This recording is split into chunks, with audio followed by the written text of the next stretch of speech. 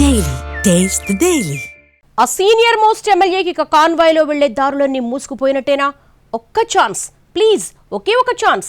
ఆ కుర్చీలో అలా కూర్చొని ఇలా రిటైర్ అయిపోతారని మొత్తుకుంటున్నా పట్టించుకునే వాళ్ళు ఎవరూ లేక ఫీల్ అయిపోతున్నారా? తీరని కోరికతో తప్పించిపోతున్న ఆ సీనియర్ శాసనసభ్యుడెవరు? ఆయనకు ఆ పరిస్థితి ఎందుకు వచ్చింది?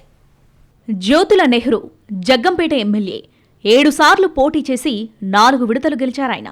టీడీపీలో సూపర్ సీనియర్ అయినప్పటికీ ఇప్పటివరకు కేబినెట్ బెర్త్ మాత్రం దక్కలేదు.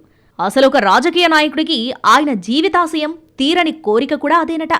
కొన్ని సందర్భాల్లో ఆయన కంటే సబ్ జూనియర్లు కూడా మంత్రులైపోయారు. కానీ జ్యోతులకు మాత్రం ఇప్పటికీ పైలట్ కాన్వాయ్ దొరక్క ఇక దొరుకుతుందో లేదోనన్న అనుమానంతో కుమిలిపోతున్నారట.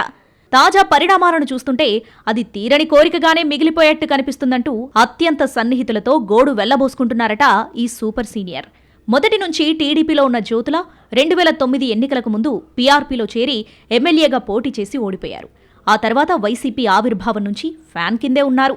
2014లో ఆ పార్టీ తరఫున గెలిచినప్పటికీ అధికారంలోకి రాకపోవడంతో ఆయన ఆశ నెరవేరలేదు.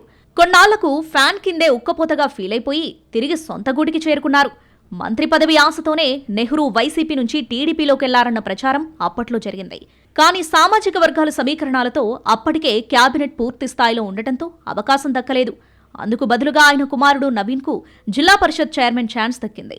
ఇక 2014 టీడీపీ ప్రభుత్వంలో జిల్లా నుంచి అదే సామాజిక వర్గానికి చెందిన నిమ్మకాయల చినరాజప్పకు డిప్యూటీ సీఎంగా అవకాశం దక్కింది. ఆయన తొలిసారి ఎమ్మెల్యే అయినప్పటికీ అప్పుడు ఎవరూ లేకపోవడంతో అలా కలిసొచ్చింది. మరోవైపు 2019లో వైసీపీ అధికారంలోకి వచ్చే సమయానికి నెహ్రూ టీడీపీలోకి వెళ్లడంతో కాపు కోటాలో కన్నబాబుకు ప్రయారిటీ ఇచ్చారు. ఆ విధంగా 2 సందర్భాల్లో ఆయన పార్టీలో ఉండి ఉంటే మంత్రి పదవి దక్కేదన్న చర్చ 2 పార్టీలో జరిగింది.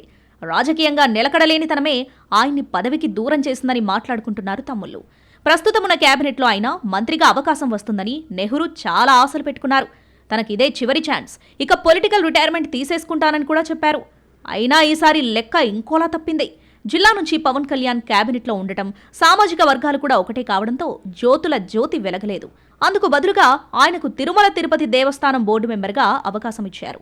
అయినా సరే సంతృప్తిగా ఉండలేకపోతున్నారట ఎమ్మెల్యే. కేబినెట్ ప్రక్షాళన జరుగుతుందని, మంత్రుల పనితీరు ఆధారంగా మార్పులు చేర్పులు జరుగుతాయని ఇటీవల పొలిటికల్ సర్కిల్స్లో టాక్ నడుస్తుంది. దీంతో నెహ్రూలో ఆశలు మోసలెత్తుతున్నాయట. ఆయన పేరును పరిశీలించాలన్న సిఫారసులు కూడా టీడీపీ అధిష్టానానికి వెళ్తున్నట్టు తెలుస్తోంది. కానీ ఈసారి కూడా కోరిక నెరవేరే అవకాశం కనిపించడం లేదన్నది లేటెస్ట్ టాక్. ఈ మధ్యనే టీడీపీ జిల్లా అధ్యక్షుల్ని ప్రకటించింది. ప్రస్తుతం కాకినాడ జిల్లా టీడీపీ అధ్యక్షుడిగా నెహ్రూ కొడుకు నవీన్ ఉన్నారు. మళ్లీ ఆయనకే పార్టీ పగ్గాలు అప్పగిస్తూ ఎక్స్టెన్షన్ ఇచ్చింది అధిష్టానం. అందుకు కూడా బలమైన కారణాలున్నాయని అంటున్నారు. ఇక నెహ్రూని కేబినెట్లోకి తీసుకునే అవకాశం లేదని, కొడుక్కి పార్టీ పదవి పొడిగింపు ద్వారా ఆ ఆశలు కూడా పెట్టుకోవద్దని ఇండికేషన్ ఇచ్చినట్టయిందని చెప్పుకుంటున్నారు. అయినా పెద్ద ఆయన ఒకే పార్టీని నమ్ముకొని ఉంటే ఈ పార్టీకి ఎప్పుడో మంత్రి అయిపోయి ఉండేవారని, నిలకడలేనితనమే ఆయన్ని పొలిటికల్ చకోరా పక్షిలా మార్చిందని చర్చించుకుంటున్నారు జిల్లాలో.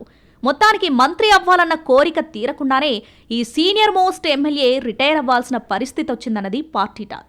సర్లే ఎన్నెన్నో అనుకుంటాం, అన్నీ జరుగుతాయా ఏంటి అన్న బాలకృష్ణ సినిమా డైలాగ్ని గుర్తు తెచ్చుకోవడం తప్ప ఇంకా చేసేదేం లేదని అంటున్నాయి టీడీపీ వర్గాలు.